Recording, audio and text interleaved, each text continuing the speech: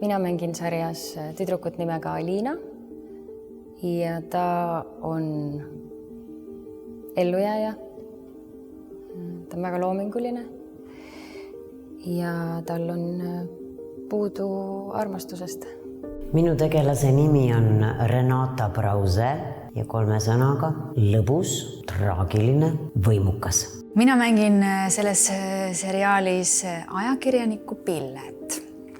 Kirjeldan 3 sõnaga niimoodi, et ta on üks hästi tubli, töökas, uudishimulik, väga püüdlik. Ta ei taha kunagi eksida. Kuidas siis see lõpptulemus tema jaoks välja näeb, seda tuleb juba seriaalis vaadata. Mina mängin seriaalis Mart Armanit ja kes on siis taksojuht, endine politseiametnik. Mardi tegelane võiks olla empaatiline, äkiline ja lihtne. Mina mängin seriaalis Reigo tegelast ja 3 sõnaga ma kirjeldaksin teda kui heatahtlik, sihikindel ja kontrolliv.